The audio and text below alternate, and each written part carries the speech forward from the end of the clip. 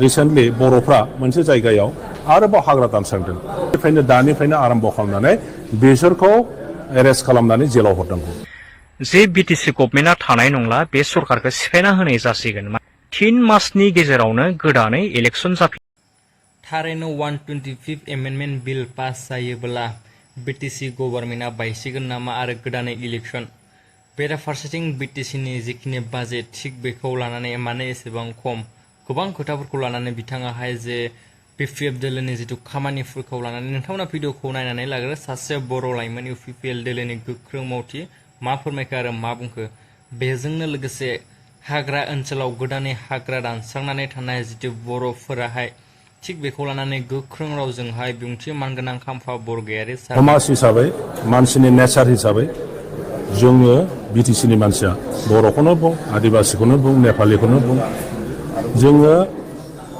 प्राकृतिकजों सम्पर्क जानानैसो थांनानै थायो जोंनि धोरोमनिफ्राय आरम्भ खालामनानै जोंनि समग्र सामाजिक खामानिफोर आरो कालचार गासैबो रिलेटेड मिथिंगाजों दा जोङो गिफ्टेड जे बिटिसि जेब्ला दाजेनदों 2003 सनाव अब्लाबो 44% हा एरियाया बिटिसिनि हा एरिया फरेस्टमोन नाथाय लासै लासै बहुत एजेन्सिया जोंनि हाग्राखौ फोजोबनायनि धान्दाजों गोबां साइडनिफ्राय दा एनफर्समेन्ट नुनो मोनदों जागासिनो दं खिन्थु रिसेन्टलि जोंनि बे रानिखाता रेन्जनि सिङाव मोनसे समावहाय 2 मासनि आगोल जे माखासे आदिबासिफ्रा गोदानै आरोबाव हाग्रा दानस्रांदों बेखौ लानानै गोबां दावराव जाखांबाय 2 मासनि उनावहाय आरो दा रिसेन्टलि बर'फ्रा मोनसे जायगायाव आरोबाव हाग्रा दानस्रांदों दा बेखौनो लानानै जोंनि फरेस्ट डिपार्टमेन्टनि फरेस्ट डिपार्टमेन्टनि अफिसार्सफोर आरो रायजो राजाफोर आरो बिटिसि सरकार गासै ज'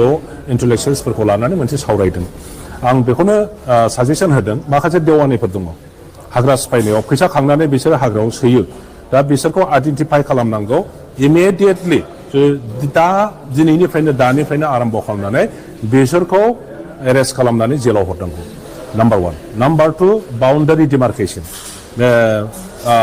एनक्ल'ज जानायनि उनावबो माखासे दा वाइल्ड लाइफ सेंसुरियाव सोबाय बेखौ सार्भे खालामनानै बेखौ अलरेडि प्रप'जालाव फैखाबाय दा बेफोरखौ मिन्थिनानैब्लाबो गोदान हाबगासिनो दङ दा बेफोरखौ जेबो माइगाब जुजाय खालायाबालानो जि सार्भे जाबाय बे बर्डारजों लानानै दा बाउन्डारि पिलार खालामनो प्रयोजन दं आं बेखौ साजेसन होदों आरो जि दंफां मिलफोर बानायनाय जादों आगोलनि सरकारनि दिनाव आंनि समस्तियाव 29टा दंफां मिल बानायदों बेखौ इमिडियेटलि बन्द खालामजोबनानै डिसमेन्टेल खालामजोबनांगौ खारन दंफां मिल खालामनायनि उनावहाय खालि हाग्रायाल' धंस जायाखै गामियाव जेसेबां समायना मोजां फ्रुट्स बियारिं खान्थाल जाथों थाइजौ जाथों लिसु जाथों जेसेबां गिदिर बिफांफोर दङ बेफोरखौ दानफायजोबनानै फानहरदों खारन बयहाबो मोनसे थाखा फैसानि समस्या फैयो जेब्लानो समस्या फैयो बेखौनो कमप्रमाइज खालामो मानसिफ्रा दंफांखौ फानहरो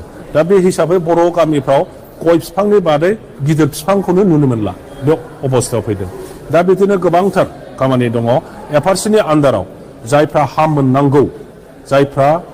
मोननांगौ अधिकार दङ जिहेतु एफआरसि कमिटि दंखायो आरो एरियाफोरखौ आइडेन्टिफाइड जानानै दंखायो बिथांमोननो इमिडियेटलि एफआरसिनि दारैहाय हा होनायनि बेबस्थाखौ बिटिसि सरकारा खालामनांगौ आं बेखौनो दिनै बिथां आरो फरेस्ट डिपार्टमेन्ट अफिसियेल्सफोरखौ बेखौ खावलायदों आरो बयबो बेखौ कनसियास जानाया मोजां ओनसोलाव गामिनि दैदेनगिरि बिथांमोनहा जिखि पार्टियाव थाया मानो जिखि धर्मआव थाया मानो बयबो गावनि गामिनि मानसिफोरखौ बुजायलायनानै गोदानै हाग्रा सिफायनाय खामानिखौ टटेलि बन्द खालामनांगौ बिटिसिनि बाजेटआ जोबोद खम मात्र 401 कौटि थाखाल' मानि थाखाय मा जाहोननि थाखाय होननानै बुंब्ला बिथांमोना सावरायदों बिथांमोना बुंदों जे बिटिसि गभर्नमेन्टआ थानाय नंला बे सरकारखौ सिफायना होनाय जासिगोन माने फैबाय थानाय समफ्रावहाय 125 एमेन्डमेन्ट बिला पास जाबोसिगोन आरो बे बिला गबोनायनि उनावनो हयथ' इन्टारिम गभर्नमेन्टनो मोननो हागौ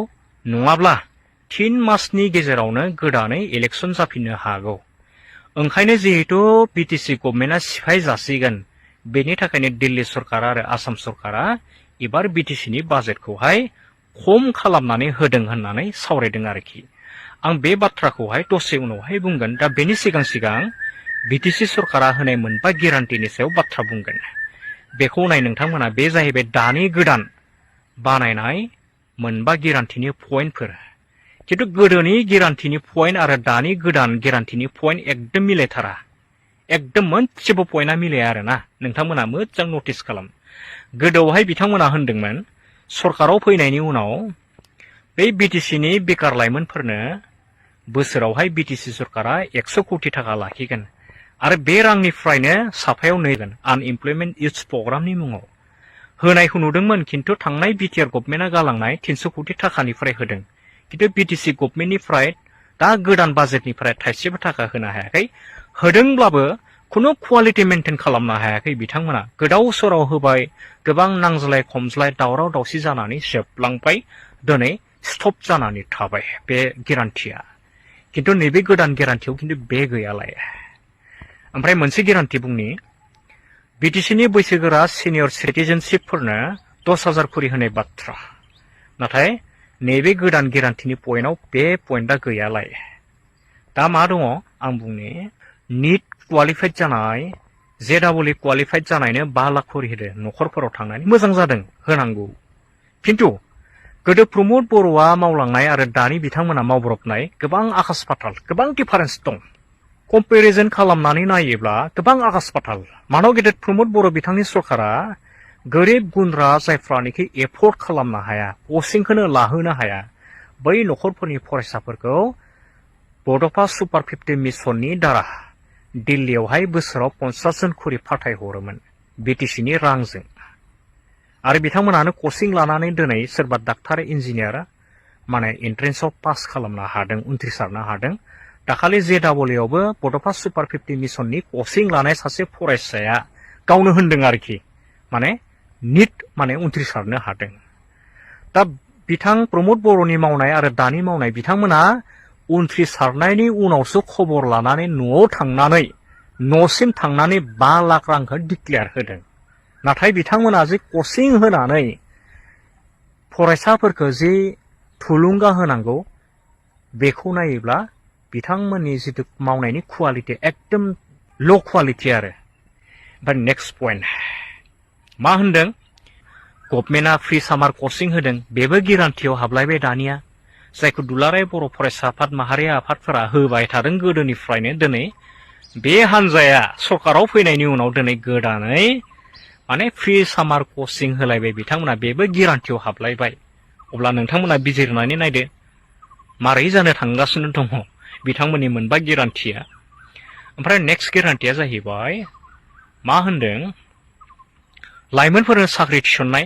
साख्रिखौथ' दिनैसिम होनो हाखाथाराखै, बेखौ दोनथ'दो। माने बड'लेण्ड सोमावसारनायाव मुंख्लं जानाय मार्टियास फेमिलिनो 5 लाख खरि एक्स ग्रेसिया होनाय होदों। दाखालि बावै होदों, जों नुदों। नाथाय क्वालिटि जायाखै। हरे गहपुरनि बाथ्राखौ लाबोदो दानिया। साननैसो आगोलावहाय ससियेल मिडियायावहाय जेरैबायदि दावराव दावसि जाबाय, माने जेनिउन जायफोरा नंगुबै मुंख्लंफोर बिथांमोननो होआबालासिनो मा खालामदों, फेक नंखाय बाखाय सोरबा फासि लानानै थैनाय, गोदाव सोराव थैलाबायनाय, बेखौ थारिख डेटफोरखौ चेन्ज खालामनानै थैनायनि नेचारखौ बड'लेण्ड सोमावसारनायाव थैनाय होनानै बिथांमोना स्केम खालामनानै 5 लाख रांखौ राननानै लाजोब्बाय। खिन्थु जेनिउन मार्टियासफोरा मोननो हायासै। बे बेसे दुखुनांथावना जादों। बेखौबो दिनै बिथांमोना गोदान माने मोनबा गेरान्टियावहाय सोनानै दोनलायबाय। दा बेबो गोदान माने गेरान्टिनि मोनसे पइन्ट। आं मोनबा गेरान्टिखौ बुंथ'ला, दोनथ'बाय। दायो दहाय बुंनाय बाथ्राखौ, आद्रा बाथ्राखौसो बुंसै। दा मानसिफ्रा होनदों आरोखि, माने बिटिसि गभर्नमेन्टआ जिहेतु थानाय नंलिया, बायसिगोन। 125 एमेन्डमेन्ट बिला जुदि गबोयोबा बेनि दारा 40टा समस्तिया एरनानै 60टा समस्ति जागोन। आरो बिटिआर एकर्ड खालामग्राफोरनो, सागानगिरिफोरनो 6 मास इन्टारिम गभर्नमेन्ट होनो हागौ, नङाबा 2 बोसोर इन्टारिम गभर्नमेन्ट होनो हागौ। जुदि होआब्ला 3 मासनि गेजेरावनो समस्तिखौ दाफामजोबनानै माने 3 मासनि गेजेरावहाय गोदान इलेक्सन फाथिगोन, बिदि बाथ्रा। आरो बेवहाय डाइरेक्ट फान्डिंनि बाथ्रा फैगोन, जेरावहाय दाहाय नुबाय जोंनि बिटिसि सरकारा आसाम सरकारनि सिङाव थानानै जेरैबायदि हालाय हाफाय जानांदों बेस्राफोरा। माने जोंहा मानव गेदेर हाग्रामा महिलारि बिथांनि सरकारा सानफ्रोमबो ESR, अके सार होननानै मामानि आथिङाव हमै हमै जि होयो बेखौनो नाजावनोसै होननाय बायदि जि हरो बेखौनो लानानै मावलांनोसै होननाय बायदि जाबाय किन्तु बै 125 एमेन्डमेन्ट बिला जायोब्ला डाइरेक्ट फान्डिं मोनगोन आसाम सरकारनि खाथियाव जोङो खर' गंग्लायनायनि गोनांथि जाना फैनाय नङा डाइरेक्ट फान्डिं फैगोन जों बे रांखौ डाइरेक्ट जोङो डेभेलपमेन्ट खामानियाव बाहायनो हागोन आरोखि दा ओंखायनो आं बुंनो सानो मानसिफ्रा बुंदों आसाम सरकारनि सिङाव थायाबालासिनो जोङो थोंजों फान्डिंनि खोथाखौसो जोङो माथा मारिनांगौ माने 125 एमेन्डमेन्ट बिलनि सायावसो जों बाथ्रा बुंनांगौ आरो बेनि सायावसो जों खामानि मावनांगौ डिमान्ड खालामनांगौ होननानै मानसिफोरा सावरायलायदों आरोखि दा बाथ्राया बेखिनियानो रायजो राजा नोंथांमोन आं 125 एमेन्डमेन्ट बिलनि सायाव बाथ्रा बुंनो गोसो गैया